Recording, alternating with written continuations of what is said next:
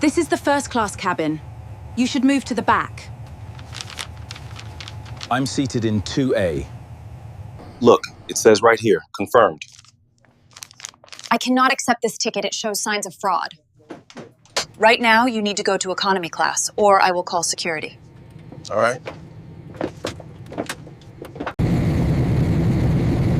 Hold the plane. Do not let it take off. The entire flight crew had realized that the airline's CEO was on board, and she now knew who the man she had just sent to economy really was.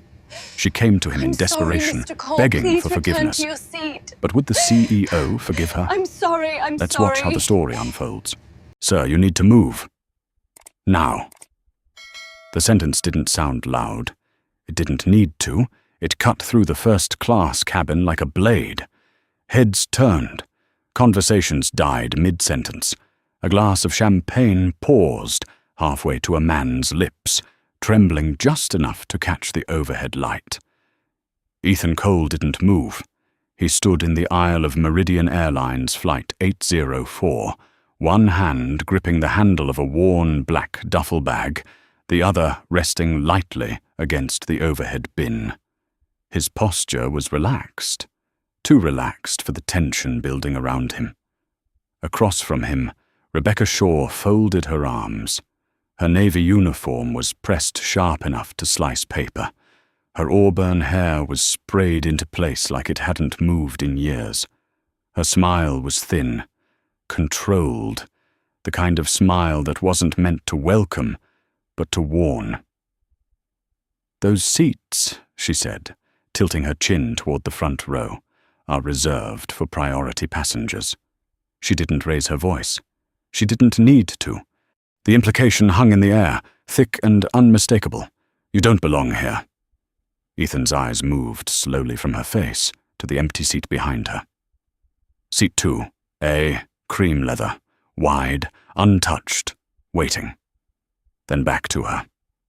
"I am a priority passenger," he said. His voice was low, steady, not defensive, not aggressive, just certain. Rebecca's smile didn't break, but something behind her eyes hardened. Behind her, Chad, mid-30s, nervous energy tucked into a too-tight uniform, shifted his weight from one foot to the other. He held a silver tray of champagne flutes that rattled faintly with the movement of his hands. He didn't say anything. He didn't need to. His silence leaned toward Rebecca like gravity. From seat 1A, a man cleared his throat. Richard Vaughan, 60, maybe older. Red-faced, expensive, comfortable in the way only people who had never been told no could be. He didn't look at Ethan. Not directly. He looked through him. "Rebecca," he said, swirling his drink, voice thick with impatience. "I didn't pay $10,000 for a front-row seat to watch delays." The word delays stretched, bending around something uglier he chose not to say out loud. A few passengers shifted in their seats. A woman in the second row lowered her eyes. A man by the window pretended to scroll through his phone, though his screen hadn't changed in minutes. Everyone felt it. No one interrupted it. Rebecca exhaled slowly, like she was doing Ethan a favor by remaining calm. "Sir," she said again, softer now, almost gentle, "I'm going to need to see your boarding pass." Ethan didn't reach for it right away. Not because he didn't have one, not because he was unsure, because he had seen this before. Not here. Not exactly like this. But close enough. Hotel lobbies, boardrooms, private clubs, the same look, the same pause, the same quiet recalculation happening behind someone's eyes when they tried to fit him into a box that made sense to them. 6'2", broad shoulders, dark skin, hoodie. The math never added up for them. He reached into his pocket and pulled out his phone. No rush, no hesitation. Rebecca watched his hands. Not the phone. His hands.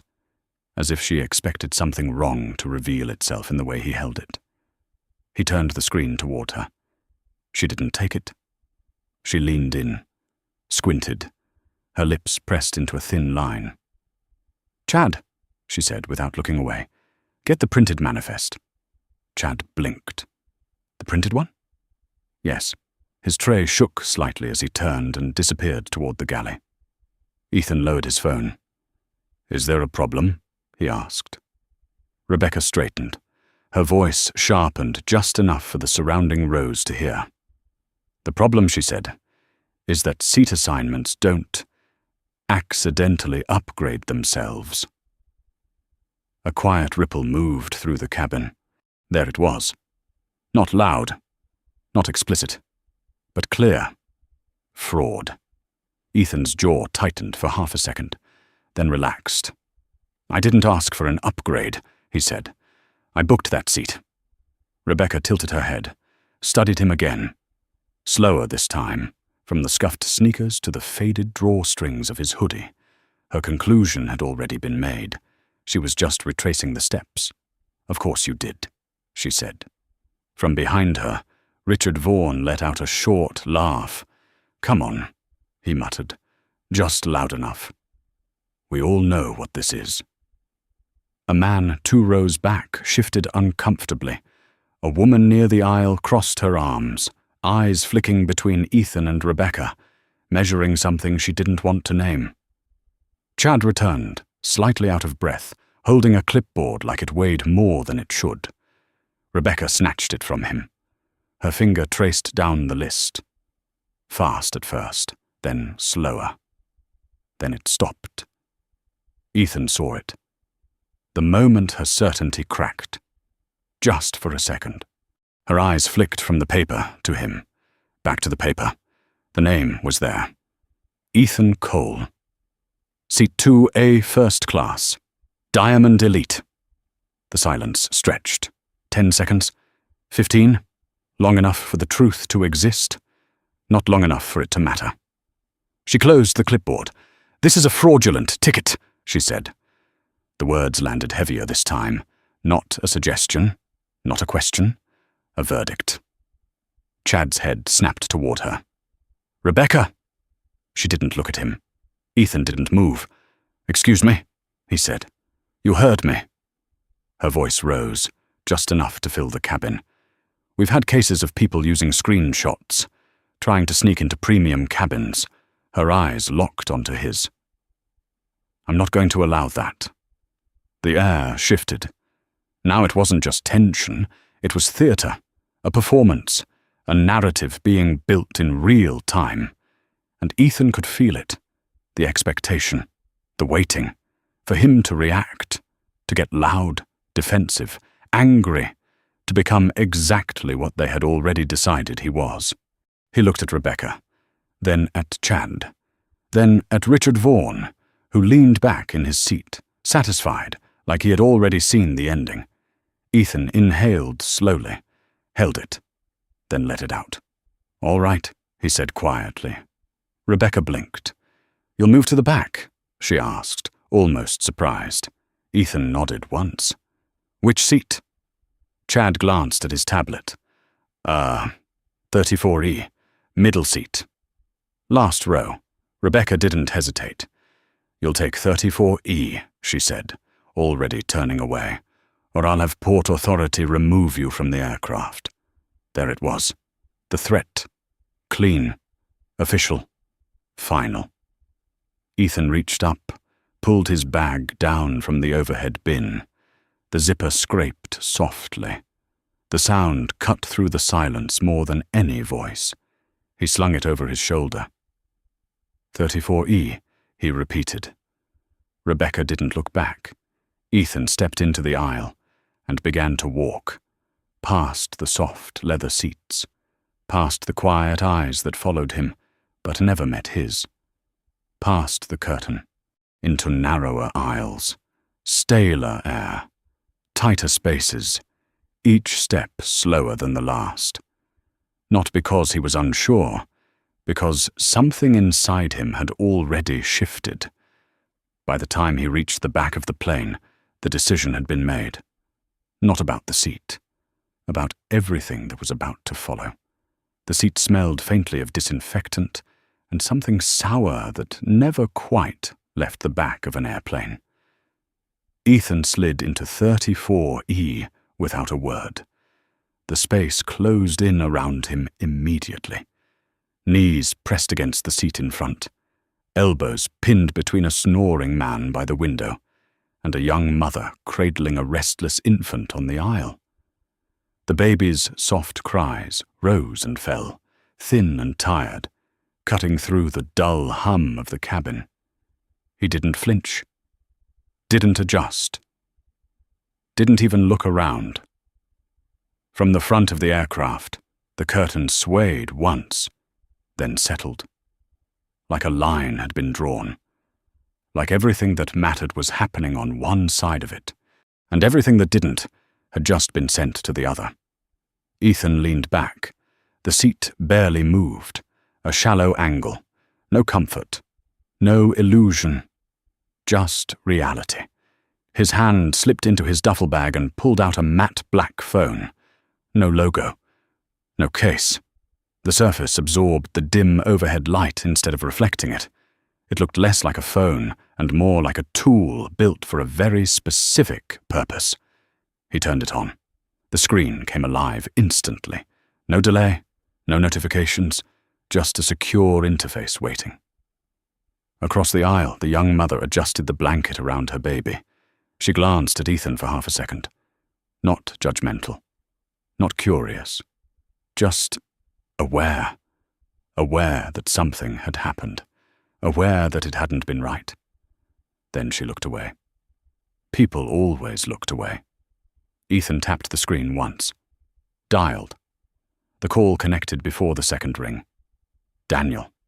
The voice on the other end was sharp. Awake. British. Controlled down to the syllable. Ethan, I was expecting you to be airborne by now. I am, Ethan said. A pause. Something wrong? Ethan stared at the seat in front of him. Cheap plastic. Scratched. A small crack running along the tray table latch. I'm sitting in 34E, he said. Another pause. Longer this time. I don't understand, Daniel replied slowly. You were booked in first class, seat 2A. I confirmed it personally. You did.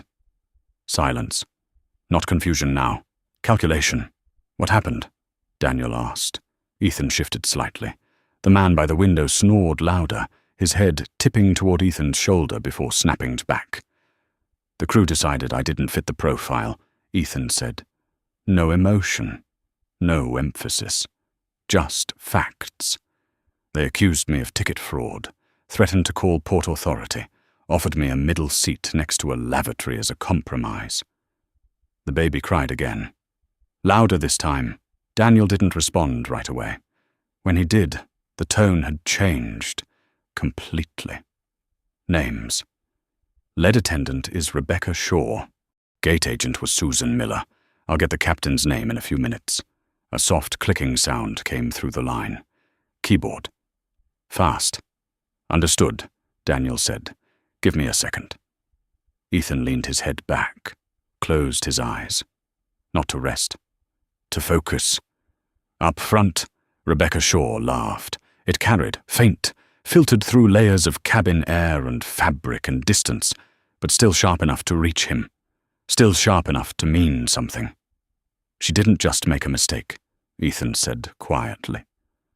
Daniel stopped typing. No, Ethan continued. This was practiced. Efficient.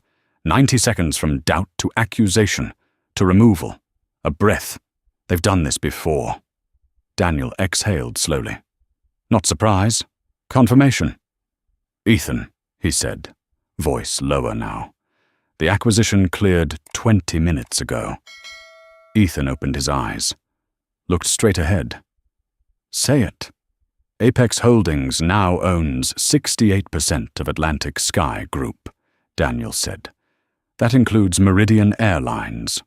The hum of the engine seemed to deepen, or maybe it was something else. You own the airline. The words didn't echo. They settled, heavy, final. Ethan didn't react, didn't smile, didn't move. How long until press release? He asked. 9 a.m. Eastern. Delay it. A beat. Until when? Noon. Daniel didn't question it. Done. Ethan's fingers tapped once against the side of the phone. Slow. Measured. I want the plane held at the gate, he said. Daniel's response came instantly. Understood. No pushback. No taxi. No departure. Consider it handled. Another pause. Then, softer. Ethan, how far do you want to take this? Ethan's gaze shifted to the young mother beside him. She was rocking the baby now, whispering something gentle, repeating it over and over, trying to calm a world that wasn't built to be calm. I'm not taking it anywhere, Ethan said. His voice dropped. I'm correcting it. He ended the call. The screen went dark. For a moment, nothing changed. The baby still cried. The man still snored. The cabin still smelled like recycled air and cheap disinfectant. But something had shifted.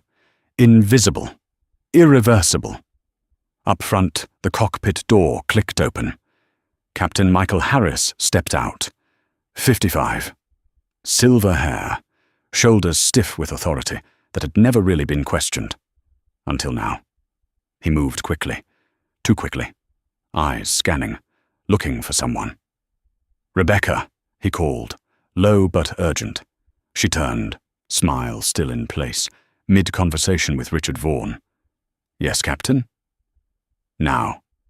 Something in his tone cut through everything. Rebecca's smile faltered. Just slightly. She followed him behind the curtain. The cabin didn't notice. Or pretended not to. Richard Vaughan took another sip of champagne. About time, he muttered. Back in economy, Ethan sat perfectly still, hands folded, breathing even. Like nothing was happening. Like everything had already happened. Minutes passed, then 5, then 10. The aircraft doors remained closed, the jet bridge still connected. No movement, no announcement. Passengers began to shift. Murmurs spread. What's the delay? We should have pushed back already. A flight attendant hurried past, eyes down, pace too fast for routine. Another followed, then another. The rhythm of the cabin changed. Subtle, but undeniable. Ethan looked down at his hands, steady, unshaken. Then he looked up and waited. Because somewhere at the front of the plane, realization had already begun. And once it finished, everything would change. Rebecca Shaw stopped breathing. It wasn't dramatic. There was no gasp, no sudden movement. Just a stillness that locked her in place as Captain Michael Harris gripped her arm hard enough to wrinkle the fabric of her sleeve. Do you understand what I just said? He whispered. His voice was low, but it carried something she had never heard from him before. Fear. Rebecca blinked. Once, twice. Her mind tried to reject it, tried to reorganize the words into something that made sense. That's not possible, she said. Harris leaned closer. His jaw was tight, the muscles flexing like he was holding back something explosive. The CEO of Atlantic Sky called my personal phone, he said. My personal phone, Rebecca. He told me the company was acquired this morning. He told me the majority owner is on this plane. And he told me that man's name is Ethan Cole. The name landed like a weight. Heavy. Final. Rebecca's throat tightened. No, she whispered. No, that's wrong. It has to be wrong. Harris's grip tightened. He booked seat 2A. The world tilted. Rebecca's vision blurred at the edges, not from tears. Not yet. From the sudden, violent shift of reality collapsing in on itself. Seat 2A. The man in the hoodie. The man she had just... Where is he? Harris demanded. Rebecca didn't answer. She couldn't. Her mind replayed it in fragments. The hoodie. The shoes. The calm voice. The way he hadn't argued, hadn't raised his voice, hadn't tried to prove anything, because he didn't need to. Rebecca. Harris's voice cracked this time. Where is he? Her lips parted. I sent him to economy. The words barely came out. Harris stared at her. For a second he didn't react. Then it hit. Hard. You did what? He hissed. I thought, she started, but the sentence died halfway. There was no version of it that sounded better. No explanation that didn't expose exactly what it was. I thought his ticket was fake. Harris stepped back like she had physically struck him. You thought, he repeated, voice rising despite himself, that the man who now owns this airline forged a boarding pass to sneak into first class? Rebecca's hands trembled. I didn't know, she said, her voice breaking now. He didn't look. She stopped. Too late. Harris's eyes hardened. He didn't look like what? He asked. The question hung there, sharp, unforgiving. Rebecca said nothing, because there was no answer she could give that didn't condemn her. Harris ran a hand through his hair, pacing once, twice, like a man trying to outrun a disaster that had already caught him. This plane is grounded, he said. Air traffic control just confirmed. Dispatch has been lit up for the last 5 minutes. Do you understand what that means? Rebecca nodded weakly. No, she didn't. Not fully. Not yet. It means, Harris continued, voice tightening, that whatever happens next is not going to be handled quietly. Silence. Then, what do we do? She asked. Her voice was small now, nothing like the one she had used in the aisle 10 minutes ago. Harris stopped pacing, looked at her, cold. There is no we, he said. The words hit harder than anything else. You are going to walk to the back of this plane, he continued, each word precise, and you are going to fix this. Rebecca swallowed. How? Harris's expression didn't change. You're going to apologize. The word sounded foreign in his mouth. You're going to bring him back to his seat. And you're going to pray that's enough. Rebecca nodded, but her legs didn't move. Not yet. Because, for the first time since she put on that uniform years ago, she understood exactly how much she had to lose. Her pension, her career, her reputation. Gone. Not in months. Not in years. In minutes. Move, Harris snapped. That broke it. Rebecca turned, pushed through the curtain, and stepped back into first class. The cabin hadn't changed, but everything felt different. Richard Vaughan glanced up, irritated. What's the hold-up? He asked. We're late. Rebecca didn't answer. She walked past him, fast, too fast. Her composure cracked with every step. Chad looked up as she passed, confusion flashing across his face. Rebecca? He called. She didn't stop. Didn't slow. She hit the business class curtain and pushed through it like it was something solid she needed to break. The whispers started immediately. Passengers noticed. They always noticed. A shift in energy. A fracture in control. By the time she reached economy, her breath was uneven. Her hands shook openly now. She scanned the rows. 30, 31, 32. Every face blurred together. Until 34.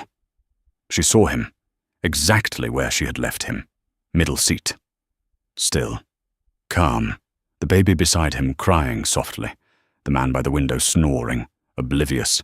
Ethan Cole looked up, not surprised, not curious, like he had been expecting her. Rebecca stopped in the aisle. For a second, she couldn't speak. The entire back half of the plane seemed to lean in, watching, waiting. Mr. Cole, she said, her voice cracked, loud enough that people turned, phones lifted, eyes sharpened. Mr. Cole, sir. I am so sorry. The The words tumbled out now. Fast. Desperate. There's been a misunderstanding. A system error. A glitch, Ethan said. He didn't raise his voice, didn't interrupt her aggressively, but the word cut clean through everything she was trying to build. Rebecca nodded quickly. Yes. Yes, exactly. A glitch. Ethan looked at her. Really looked at her. Not the uniform, not the position. Her shaking hands, her uneven breathing, the fear she couldn't hide anymore. Then he glanced around, at the passengers watching, at the phones recording, at the space he had been pushed into. He stood, slowly, deliberately. The movement alone silenced the row. He grabbed his duffel bag, slung it over his shoulder. Rebecca stepped forward instinctively. "I can carry that for you," she said. He didn't hand it to her, didn't even acknowledge the offer. Instead, he stepped into the aisle, now towering over her, close enough that she had to tilt her head up to meet his eyes. "Lead the way," he said. His voice was quiet, controlled, but there was something underneath it now. Something colder. "Let's go talk to your captain." Rebecca nodded, turned, and started walking. But this time, she wasn't leading. She was being followed. And everyone on that plane knew it. They felt it before they understood it. The shift. It moved through the aircraft like a pressure change, subtle but undeniable. Conversations lowered, heads turned. The air itself seemed to tighten as Rebecca Shaw walked up the aisle with Ethan Cole behind her. This was not the same walk. Not the one 10 minutes earlier when he had been sent to the back like a problem to be removed. This one had weight, authority, something final. Rebecca's shoulders were no longer squared. They curled inward, as if trying to make her smaller. Each step was uneven, slightly too fast, like she was trying to outrun the moment catching up to her. Ethan followed at a steady pace, unhurried, measured, every step deliberate. Passengers in economy leaned into the aisle as they passed. Some whispered, some didn't bother hiding it. "That's him. Isn't that the guy He's going back up front." Phones lifted again. Recording. Always recording. Rebecca pushed through the curtain into business class. The shift was immediate. Quieter voices, straighter posture, people pretending not to stare, failing anyway. A man in a suit paused mid-email. A woman froze with a glass halfway to her lips. They watched, because they knew something had gone wrong. They just didn't know how wrong. Rebecca didn't stop. She kept moving. Faster now. Ethan's pace never changed. By the time they reached first class, the silence was complete. Not the comfortable silence of luxury, the kind that pressed in, waited, watched. Captain Michael Harris stood in the galley, hands clasped too tightly in front of him. Chad hovered near the bulkhead, gripping his tray like it was the only solid thing left in the world. Richard Vaughan sat in seat 1A, his expression irritated, impatient. Finally, he muttered, checking his watch. "About time we got this sorted." Rebecca stopped a few feet short of the galley. She didn't turn around. Couldn't. Ethan stepped forward. The soft thud of his bag hitting the carpet echoed louder than it should have. Harris straightened immediately. "Mr. Cole," he said, stepping forward, extending a hand that trembled just enough to be noticed. "I am Captain Michael Harris." I cannot begin to express how deeply Ethan didn't take the hand. He looked at it, waited, long enough for the captain to feel it. Then Harris slowly lowered it. The apology died before it finished. "A glitch," Ethan said. The word landed in the center of the space between them. Rebecca flinched. Harris swallowed. "Yes, sir," he began, voice tight. There was a... Ethan stepped closer. Not aggressive, but intentional, enough to take control of the space. That's an interesting word, he said. Glitch. He turned his head slightly, just enough to include Rebecca without looking directly at her, because from where I was sitting, it looked very deliberate. No one moved. No one spoke. Even the air seemed to hold itself still. Harris's jaw tightened. "Sir, I assure you." "You assured him too," Ethan said, nodding toward Richard Vaughan without turning fully. "That everything was under control." Richard shifted in his seat, finally paying attention. "Who exactly do you think you are?" he snapped, dragging this nonsense back into first class like... Ethan turned, slowly, deliberately, and looked at him. Really looked at him. The effect was immediate. Richard's voice faltered, just slightly. But enough. Ethan studied him for a moment. The tailored suit, the watch, the posture of someone used to being the most important person in the room. Then he spoke. "Richard Vaughan," he said. Not a question. A statement. Richard blinked, thrown off. "Yes," he said, cautiously. "And you are." "CEO of Vaughan Logistics," Ethan continued. "Connecticut-based, transatlantic shipping. Heavy exposure in textile freight." Richard's mouth opened, closed. "You're currently operating on a leveraged credit facility," Ethan added. $50 million. Underwritten by Colton Global. The name hit hard. Richard's posture changed instantly. Not obvious, but undeniable. His shoulders dropped half an inch. His confidence flickered. "What are you?" he started. Ethan stepped closer, close enough now that his voice didn't need to rise. "I own that debt," he said. Quiet, precise. "I own the ships you put your name on." A pause. Then, "And as of 3 hours ago, I own this airline." Silence. Complete. Absolute. Richard's face drained of color. The transformation was brutal. 1 second he was in control. The next, he wasn't even part of the equation. He sank back into his seat. Didn't speak again. Ethan turned back to Harris. The room shifted with him. Everything followed. "Now," Ethan said, voice calm, "let's talk about your procedure." Harris swallowed. "Yes, sir. If a passenger presents a fraudulent boarding pass," Ethan continued, "what's the protocol?" Harris cleared his throat. "Sir, in that situation, the lead flight attendant is required to notify the cockpit. We contact airport security. The passenger is detained and removed." Ethan nodded once, and interrogated, he added, "Yes, sir." Ethan's eyes moved to Rebecca. She couldn't meet them. "Did you do that?" he asked. Her voice barely came out. "No." "Why not?" Silence. Her hands twisted together. I didn't want to delay the flight." Ethan repeated it slowly. "You didn't want to delay the flight." The words hung there. Stripped of any defense, any justification. "You believed I was a security threat," he said. "But instead of calling authorities, you moved me to the back of the plane." Rebecca's breathing broke. I just wanted..." "You wanted me out of sight," Ethan finished. The truth landed harder than anything else. Because it wasn't loud, it wasn't dramatic. It was simple, ugly, final. Ethan stepped back slightly, gave the space room to breathe. Then he spoke again. "You didn't make a mistake," he said. Rebecca looked up.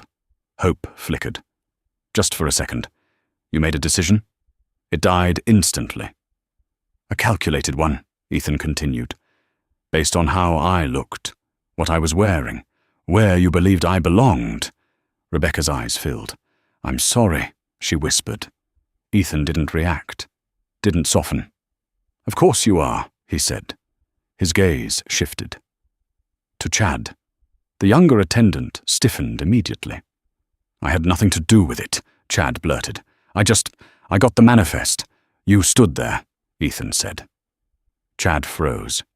You watched it happen, Ethan continued, and you said nothing. Chad's face flushed. Complicity, Ethan said quietly, is not neutrality. The word settled. Heavy. Unavoidable. Then Ethan turned back to Harris. And you? He said. The captain straightened instinctively. Yes, sir. You're the authority on this aircraft. Yes, sir. The culture here, Ethan continued, is your responsibility. Harris opened his mouth, closed it, because there was nothing he could say that would change what had already happened. Ethan let the silence stretch. Just long enough. Then, as of this moment, he said, all three of you are relieved of your duties. The words didn't echo. They didn't need to. They ended things. Immediately. Completely. Rebecca's knees buckled. Chad grabbed the wall. Harris stood frozen. Because in that moment, they understood. This wasn't a confrontation anymore. It was a verdict. The words didn't fade. They settled, like something permanent had just been written into the air. Rebecca's breath came in sharp, uneven pulls. Her hands hovered in front of her, as if she could still hold on to something that had already slipped away. Mr. Cole. Please, she said, her voice breaking completely now. I've been with this airline for over 20 years. I have a mortgage. I have a daughter in college. Ethan didn't look at her. Not out of cruelty, out of clarity, because this moment wasn't about her fear. It was about her choice. A mortgage doesn't excuse misconduct, he said. His voice remained even, measured, controlled. Rebecca shook her head, tears streaking down carefully applied makeup that no longer held its shape. It was a misunderstanding, she insisted, grasping for anything that sounded like less than what it was. I didn't know who you were. Ethan's eyes snapped to hers. For the first time, something sharper moved beneath the surface. That's exactly the problem, he said. The words landed harder than anything before. You shouldn't have to know who I am to treat me like a human being. Silence, the kind that exposed everything. Rebecca's shoulders collapsed inward, because there was nothing left to argue, nothing left to defend. Ethan stepped back slightly, creating distance again. Not retreating. Resetting. Captain Harris, he said. Harris straightened instinctively. Yes, sir. You're aware that failure to follow Federal Aviation Security Protocol is not just a company violation. Harris swallowed. Yes, sir. It's a legal one. Another beat. Yes, sir. Ethan nodded once. Good. He reached into his pocket and pulled out his phone again. The same matte black device. Silent. Unassuming. But now, everyone in that space understood what it represented. He tapped the screen twice, waited, then spoke. Send them up. He ended the call. No explanation. No elaboration. Rebecca looked at him, confusion cutting through the fear for a brief second. Send who? She asked. Ethan didn't answer. He didn't need to, because the sound came before the explanation. A heavy mechanical thud, the aircraft door unlocking, then the metallic shift of the jet bridge reconnecting. It echoed through the cabin, loud, final. Passengers turned in their seats. Murmurs rose. What's happening? Why are we still at the gate? Up front, Chad's grip on the tray tightened until his knuckles turned white. Harris closed his eyes for half a second. He knew. He didn't want to, but he knew. Footsteps approached, measured, deliberate. Then the door opened. Standing in the entrance of the aircraft were two Port Authority officers, uniformed, calm, professional. Their presence filled the doorway without effort. Between them stood Susan Miller, the gate agent. Her face was pale, not nervous, drained. Behind her, a man in a suit, mid-40s, clipboard in hand, hovered uncertainly. Station manager, trying to look in control of something that was already far beyond him. Ethan turned toward the door. "Ms. Miller," he said. His voice carried. Not loud, but clear. Precise. Susan stepped forward, each step slower than the last. The officers followed. The station manager trailed behind, already sweating through the collar of his shirt. "Mr. Cole," the manager began quickly, forcing a smile that collapsed halfway through, "I just want to say congratulations on the acquisition. We were just informed and—" "Stop," Ethan said. The word cut him off instantly. The man's mouth closed. Mid-sentence, mid-excuse. "This is not a customer service issue," Ethan continued. His gaze shifted to Susan, locked onto her. "When I handed you my boarding pass," he said, "you told me there was a system glitch." Susan's lips trembled. "Yes, sir," she whispered. Ethan tilted his head slightly. "Do you still stand by that?" Silence. Susan looked at the officers, at the manager, anywhere but at him. "The scanner," she started weakly. "Sometimes it flashes red when the connection is unstable." You thought, Ethan repeated. He stepped closer.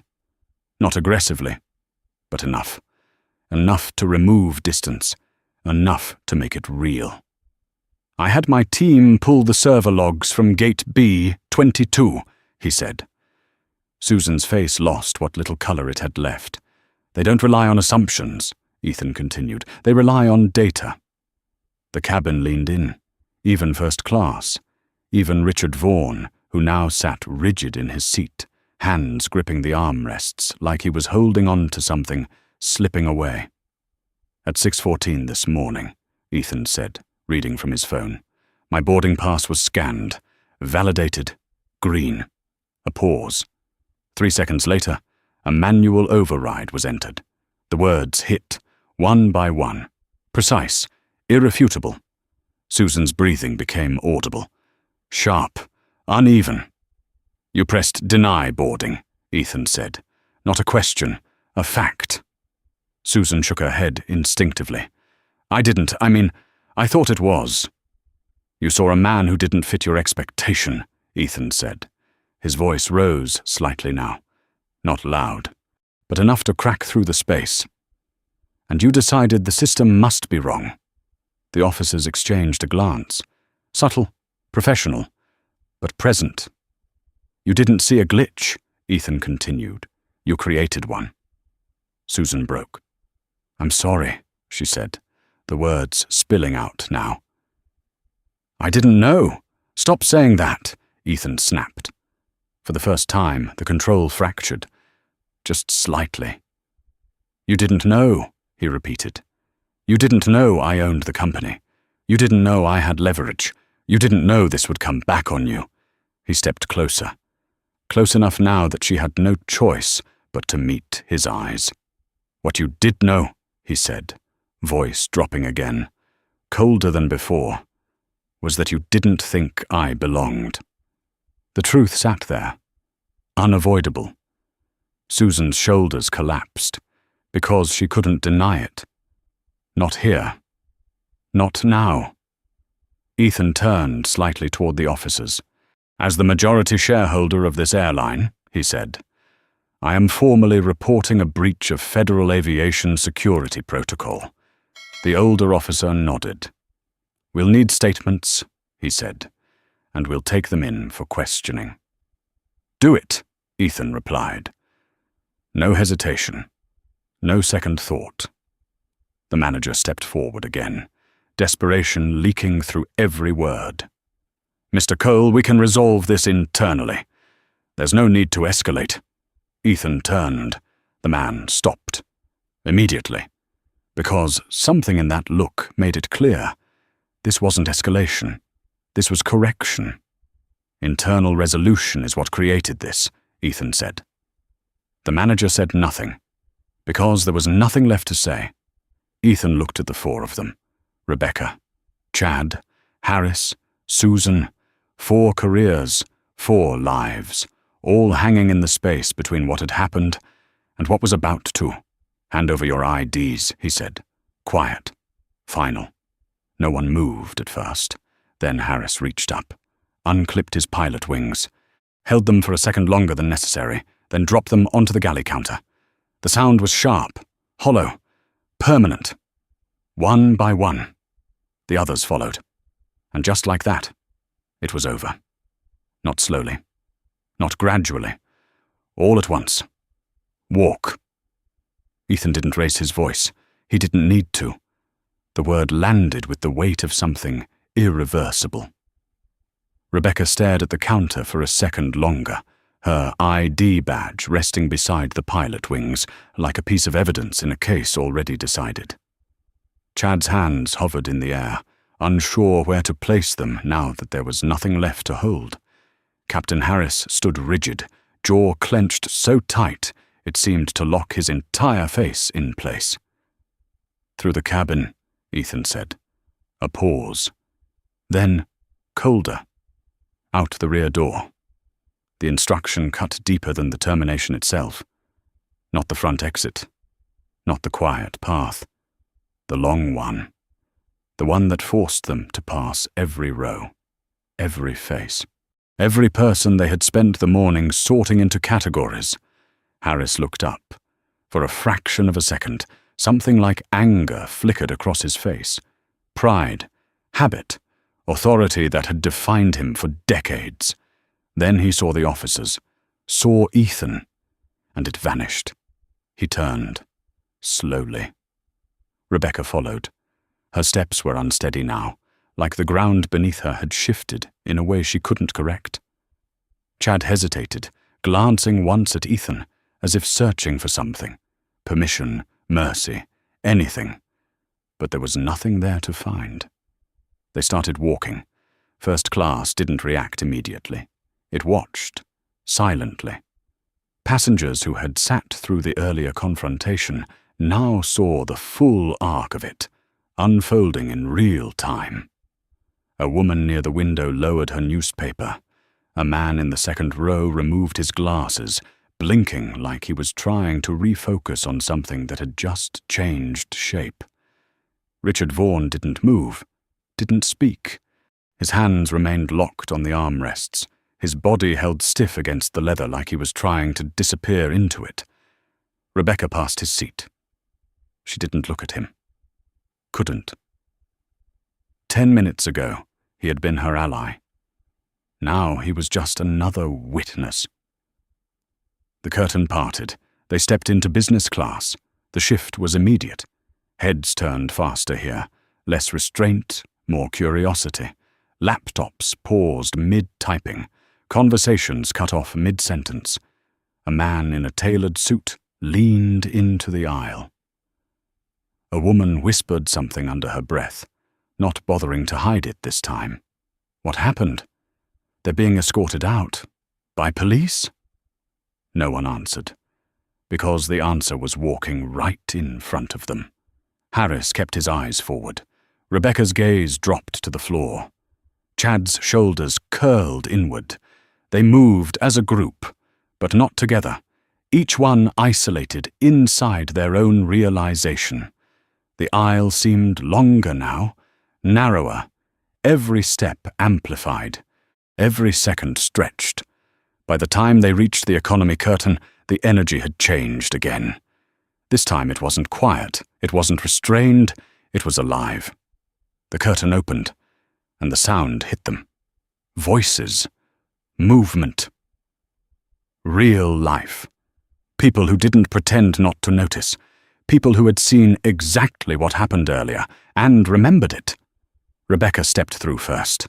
A ripple moved through the rows. Recognition, that's her, the one who... The whispers spread faster now. No longer contained. No longer careful. Chad followed. Then Harris. The officers stayed just behind them, not touching, not pushing. They didn't need to. The pressure came from everywhere else, from the eyes, from the silence between the whispers, from the understanding that something had flipped, completely. Halfway down the cabin, a man in a baseball cap leaned back in his seat and started clapping. Slow, deliberate. One clap, then another. The sound echoed. Sharp, unapologetic. A woman 2 rows ahead joined him, then another. Within seconds it spread. Not loud at first, but steady, building, row by row, until the entire section carried it.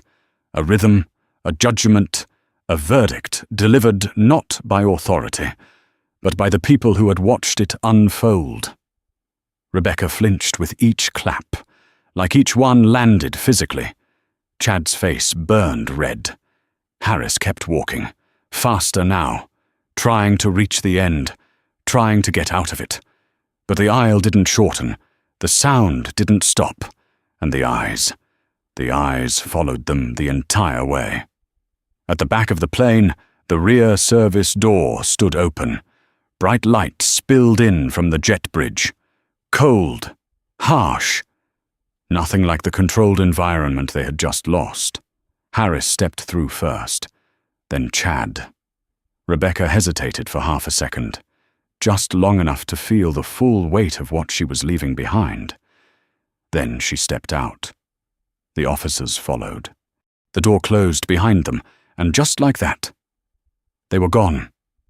The clapping stopped, not gradually, all at once, like a switch had been flipped. Silence returned, but it wasn't the same silence as before. This one was different, lighter, released. Up front, Ethan Cole stood in the aisle, watching, not with satisfaction, not with anger, with clarity. The correction had been made, but the work, that was just beginning. He turned, slowly, and looked down the length of the aircraft.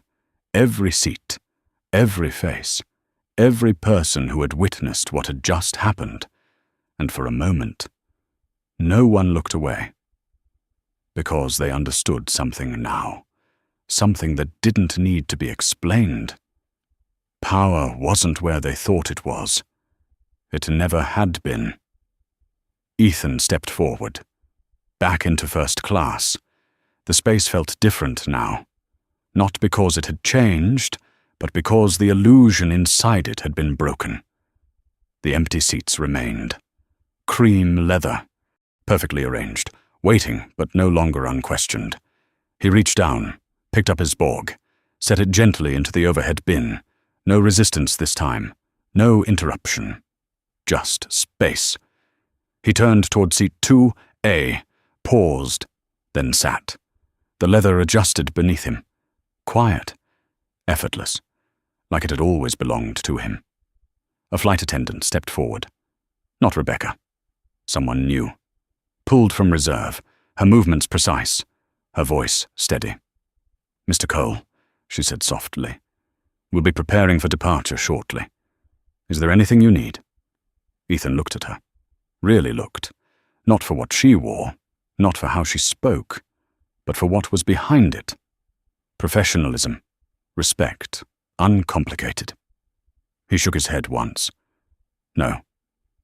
She nodded, stepped back, no hesitation, no assumption, just acknowledgement.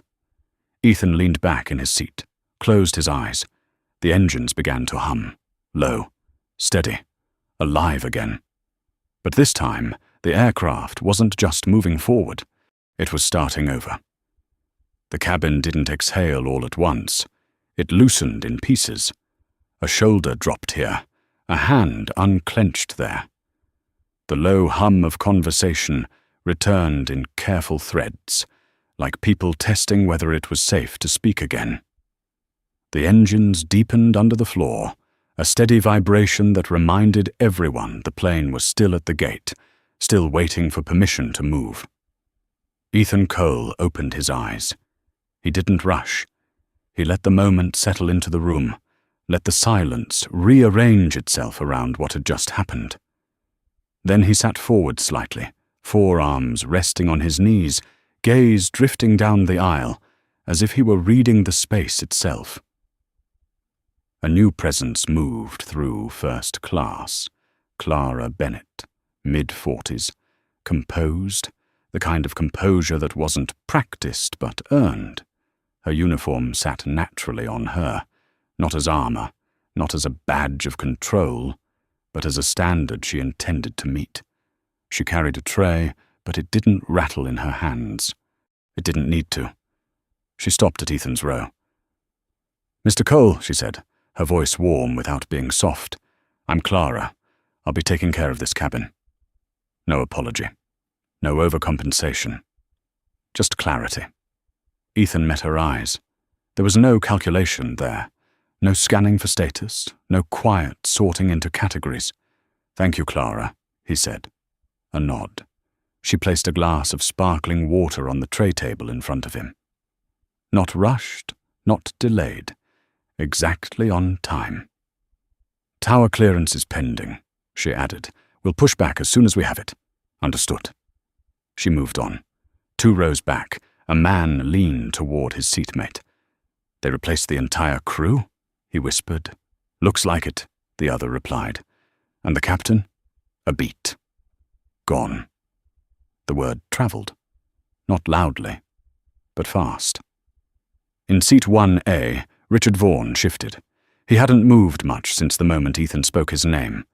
Now he adjusted his cuff, then his watch, then his posture, as if small corrections might add up to control. They didn't.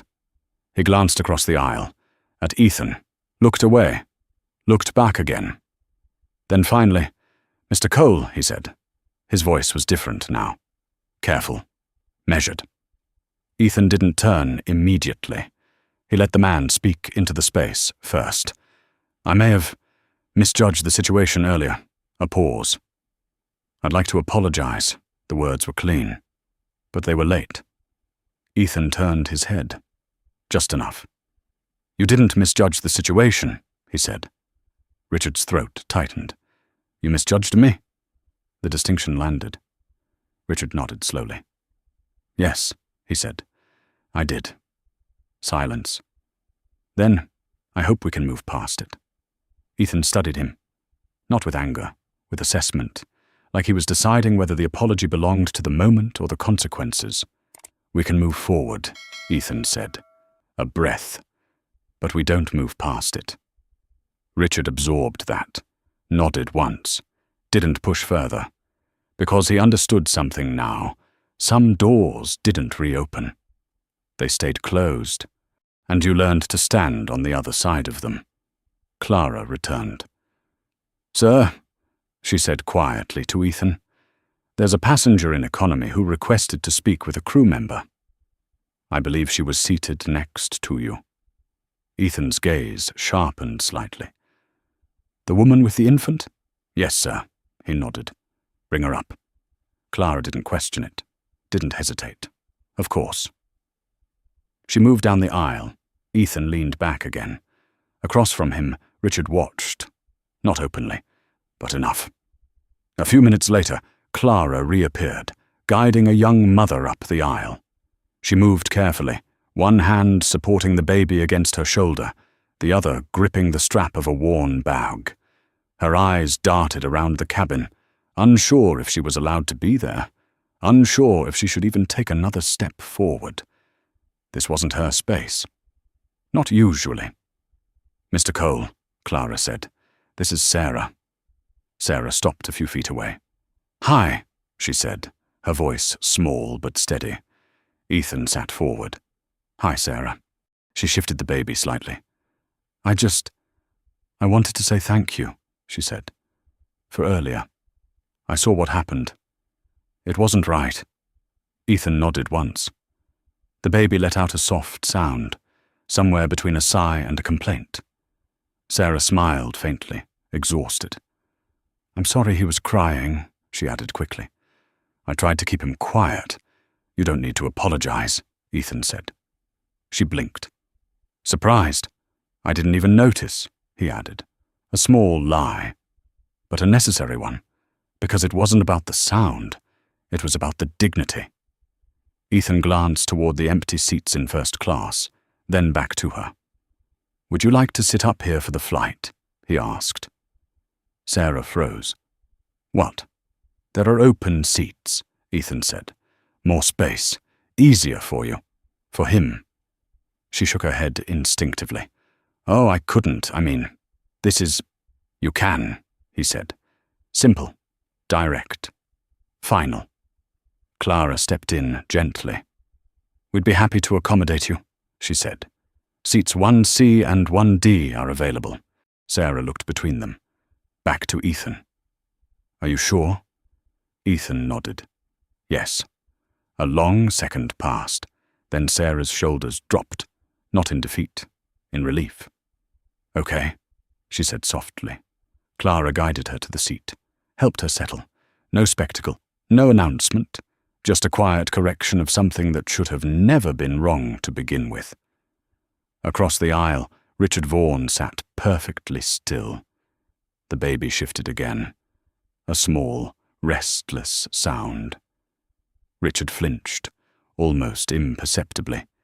Ethan leaned slightly toward him, close enough that only he could hear. Mr. Vaughan, he said.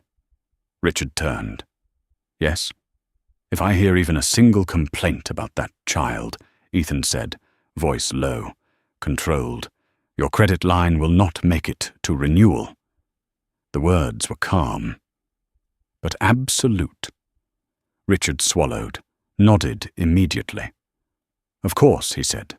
Of course. Ethan leaned back. Conversation ended. The engines spooled higher.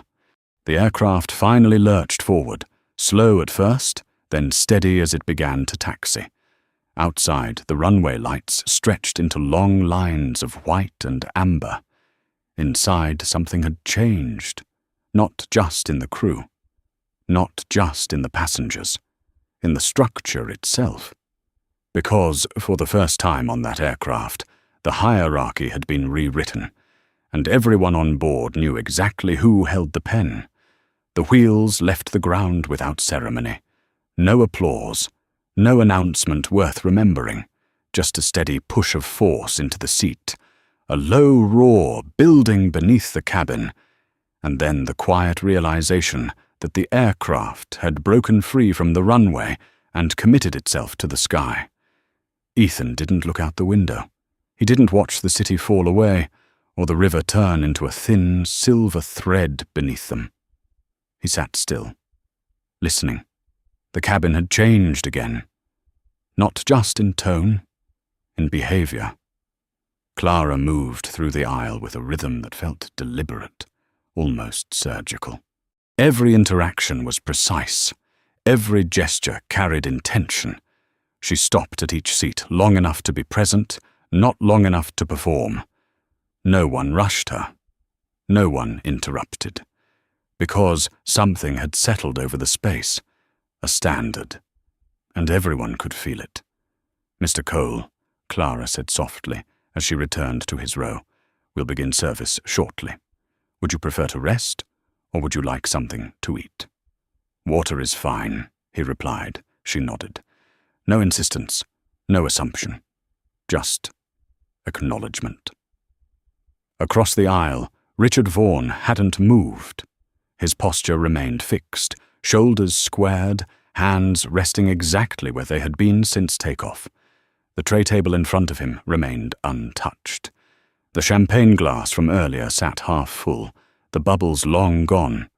He glanced once at Sarah, then at the baby, then away again. The child made a small sound, not a cry, just a tired shift. Richard's jaw tightened, but he said nothing. He didn't even breathe differently, because he understood now. Silence was safer. Further down the cabin, two passengers leaned toward each other. Did you hear what happened? One whispered. Not everything, the other replied, just that the entire crew got pulled off before takeoff.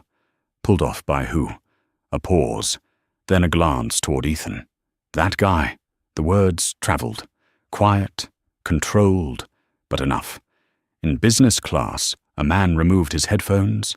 In economy, a woman who had watched the earlier confrontation leaned back in her seat, eyes narrowing slightly as the pieces aligned in her mind.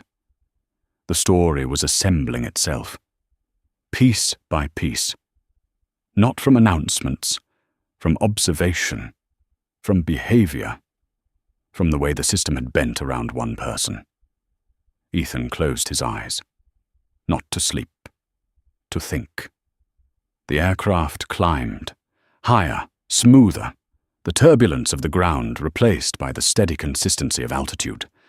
But inside, nothing was neutral, because what had happened wasn't isolated, it wasn't random, it was a pattern, and patterns didn't fix themselves.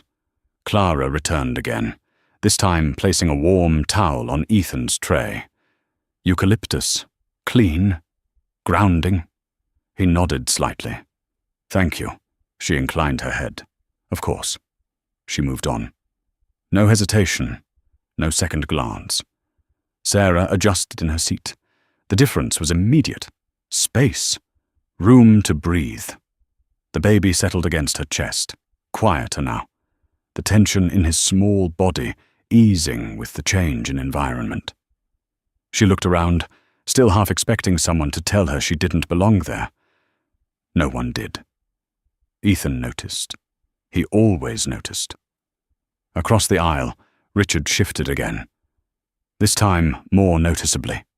His hand moved toward the call button, stopped halfway, then dropped back to the armrest. He glanced toward Clara as she passed, opened his mouth, closed it. The decision wasn't about service. It was about risk. Every action now carried weight. Every word had consequence. He chose silence. Again, Ethan leaned his head back, finally, allowed his eyes to close fully, but his mind didn't. It moved, fast, structured, precise. He wasn't replaying what had happened. He was mapping what came next, because a single incident didn't define a system. The response did. Hours passed, measured not by time, but by rhythm. Service, clearing, quiet conversations, the soft hum of the cabin settling into a long hall cadence. At one point, Clara paused beside Ethan again. "Sir," she said, "dispatch has confirmed your meeting in London is still on schedule. Ground transportation has been adjusted." Ethan opened his eyes, nodded. "Good." She hesitated for a fraction of a second. Then, "If there's anything further you need." "There is," he said. She stopped, attentive, not tense. "Ready. I want a full audit initiated," Ethan said. "Training protocols, incident reports, complaint histories, everything tied to customer interaction and security discretion." Clara didn't react outwardly, but she understood the weight of it. "Yes, sir." "And Clara," he added. "Yes. This isn't about one flight." Her gaze held his. "I understand." He studied her for a moment, then nodded, because he did believe her. And that mattered. She moved on. The aircraft continued its path across the Atlantic. Darkness settled outside. The cabin lights dimmed. Passengers adjusted into sleep, or something close to it. Richard Vaughan did not recline his seat. Not once. Not even slightly. His posture remained rigid, as if any movement might draw attention, might trigger something, might cost him more than he had already lost. The baby stirred again. A soft whimper. Then quiet. Sarah whispered something gentle, barely audible, the kind of voice that calmed without force. Ethan listened. Not intentionally, but completely. Because in that moment, that small, human sound mattered more than everything that had come before it. The aircraft moved forward, steady, uninterrupted. But the shift that had started on the ground hadn't stopped. It had followed them into the sky, and it wasn't finished yet. Morning came in layers. A thin line of pale light slipped along the edge of the window shades. Then a slow wash of grey. Then, finally, a soft gold that touched the cabin walls and settled over the quiet rose like something earned. Ethan Cole was already awake. He hadn't really slept. Not fully. His eyes opened before the first announcement, before the gentle rise in cabin activity, before Clara's footsteps began their measured pass down the aisle. For a moment, he didn't move. He just listened. The aircraft hummed beneath him, steady and controlled, the kind of sound that meant everything was working exactly as it should. Order, consistency, accountability, the things that had been missing 12 hours earlier. Across the aisle, Richard Vaughan sat in the exact same position. He hadn't reclined his seat, hadn't asked for service, had barely moved. His face looked different now, not just tired, reduced, like something had been stripped away layer by layer until only what was real remained. Ethan didn't look at him long. He didn't need to. He already knew what that kind of silence meant. Clara approached, her voice low, careful not to disturb the few passengers still resting. "Good morning, Mr. Cole," she said. He nodded. "Morning. We'll be beginning our descent into London in about 40 minutes. Weather is clear. Smooth arrival. Thank you." She hesitated for a second. Then, "Your car is waiting. Your meeting has been confirmed. They've adjusted the time to accommodate your arrival." Ethan leaned back slightly. "Good." Clara gave a small nod and moved on. No excess, no performance, just information. That's how it should have been from the beginning. A few rows ahead, Sarah shifted in her seat.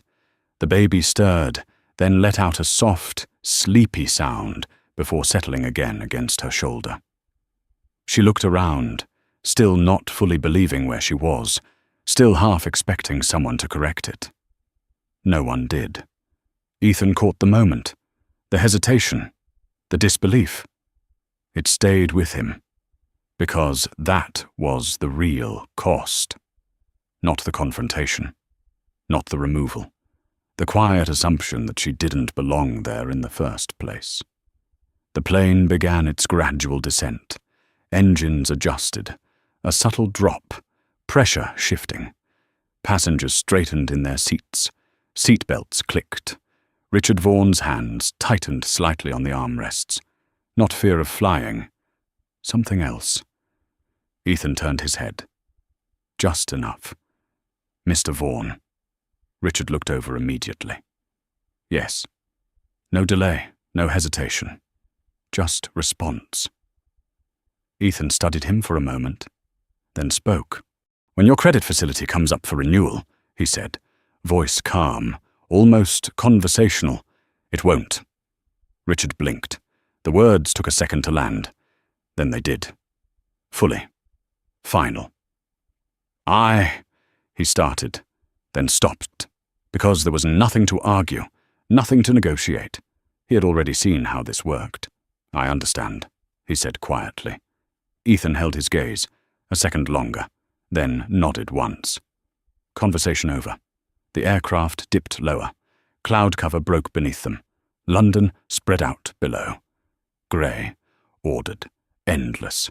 The cabin shifted into arrival mode. Trays stowed, seats upright, the quiet rhythm of preparation. Clara made her final pass. "Ladies and gentlemen," she said softly, "we'll be landing shortly. Please ensure your seat backs are upright and tray tables are secured." Her voice didn't need authority. It carried it, because it had been earned. Ethan reached into his bag, pulled out a folder. Thin, black, unmarked. He opened it. Pages filled with notes, names, numbers, reports already in motion. This wasn't over. It wasn't even halfway. The landing gear deployed, a low mechanical whine. Then impact. Firm, controlled. The wheels met the runway and held. No bounce, no drift, just contact. The aircraft slowed, engines reversing, momentum bleeding off. Passengers exhaled. Some clapped lightly. Most didn't, because something else still lingered in the space. The understanding that this flight had been different. Not because of turbulence, not because of delay, because of what had been revealed. The plane taxied, gate assigned, jet bridge approaching. Ethan closed the folder, set it aside, waited. No rush. The door opened. A soft chime. Seatbelt signs off. Passengers began to stand. Slow at first, then faster. Overhead bins opened. Conversations resumed. Normal patterns trying to reassert themselves. But they weren't the same. They couldn't be. Ethan remained seated. Watched. Measured. Richard Vaughan stood. Paused. Then turned toward him. "I hope," Richard said carefully, "that in time," Ethan raised a hand slightly. "Not aggressive, but final. There is no time," he said. Richard nodded, accepted it. Because he understood now, some consequences didn't wait. They arrived, immediate, absolute. He turned, left, blended into the line, moving toward the exit. Ethan stood, slowly, picked up his bag, stepped into the aisle. Clara appeared beside him. "Mr. Cole," she said, "it's been an honor." He looked at her. "Not as staff, as standard. You did your job," he said. A pause. Then, "That's rare." Clara held his gaze. "Not as rare as it should be," she replied. Ethan nodded, then moved forward. Step by step, toward the open door, toward the jet bridge, toward everything waiting on the other side. But behind him, something had already changed. Not just for the people who left that plane, for the system itself. Because once something like that is exposed, it doesn't go back. It evolves. Or it breaks. And Ethan Cole didn't believe in letting broken systems stay intact. 6 months later, the story refused to stay quiet. It didn't begin with Ethan. It never does. It began with a video, shaky, slightly out of focus, recorded from somewhere in business class. The angle wasn't perfect, but it didn't need to be. It captured enough. Rebecca walking down the aisle, Chad behind her, Captain Harris just ahead, faces stripped of authority, the slow clap building in economy, the sound of consequence. By noon the same day, it was everywhere. Air travel forums first, then news feeds, then the front page of every major outlet that still understood how power really worked. The headline didn't shout. It didn't need to. It read, "The hoodie that grounded a flight." The rest wrote itself. Meridian Airlines didn't issue a statement immediately. They couldn't, because the story was already bigger than them. Inside the company, the shock wasn't loud. It was clinical, controlled. Executives moving quickly, quietly, reviewing data that could no longer be ignored. Complaints that had been filed and buried. Patterns that had been dismissed as isolated incidents. Training protocols that existed on paper but not in practice. Ethan Cole didn't attend the first meeting. He didn't need to. He had already set the direction. Full audit. Every layer. No exceptions. Within weeks, names started to disappear from internal directories. Mid-level managers first, then senior supervisors. Entire departments restructured. Policies rewritten in language that removed ambiguity, removed discretion where discretion had been abused. Metrics replaced assumptions. Accountability replaced comfort. And somewhere in the process, Meridian stopped feeling like the same company. Rebecca Shaw's name surfaced in reports for a different reason, not as an employee, as a case study. Her admission on that aircraft had triggered more than a termination. It had triggered an investigation. Federal, methodical, unavoidable. She had bypassed protocol, not out of confusion, but convenience. That distinction mattered. The penalty was heavy. Civil fines, licensing review. Her union declined representation. Not quietly, publicly. She disappeared from the industry within a month. Last seen working overnight shifts at a rental counter off a highway in New Jersey, wearing a uniform that no longer carried authority, greeting customers she would have once ignored. Susan Miller's record was even simpler.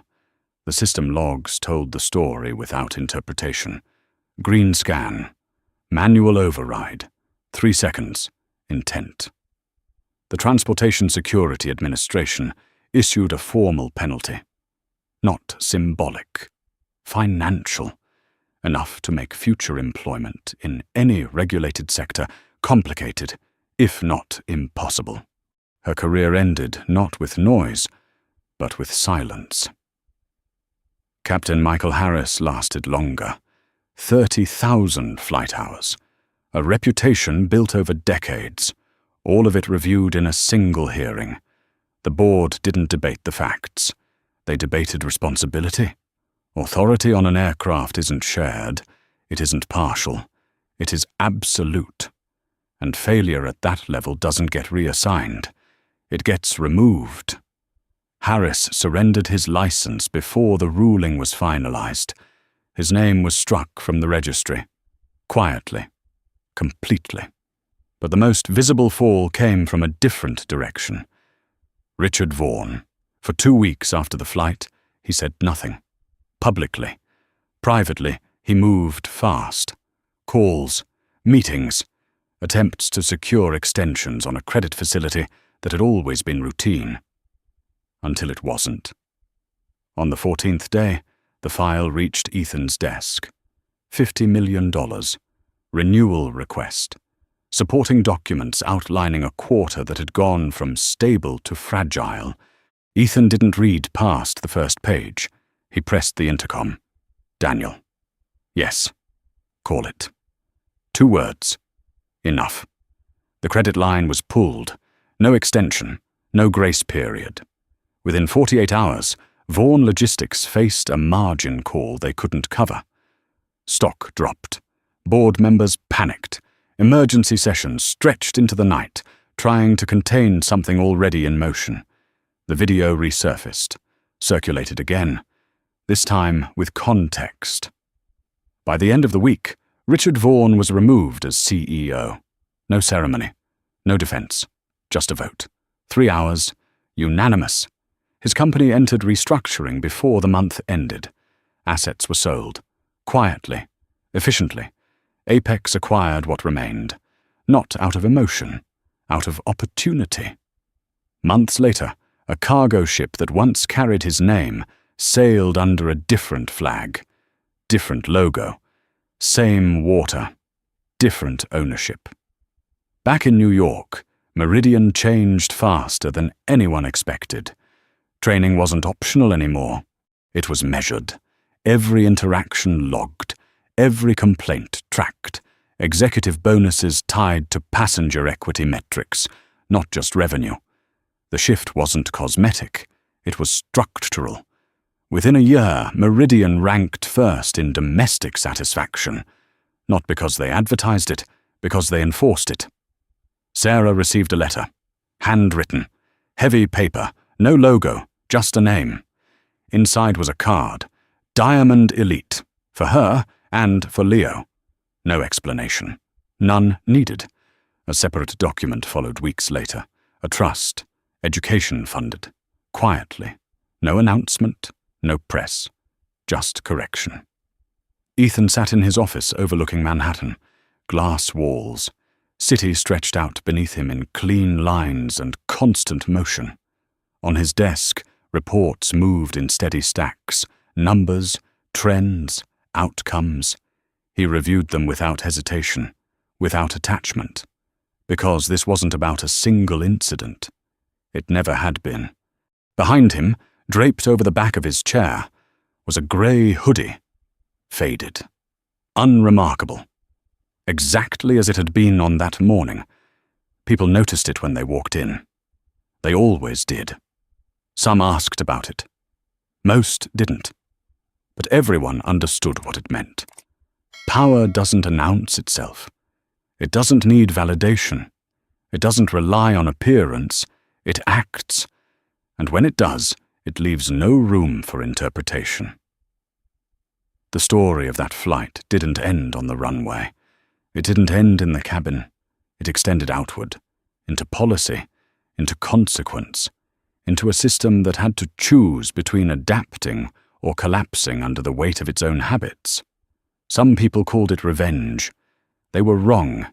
It was correction, precise, measured, final.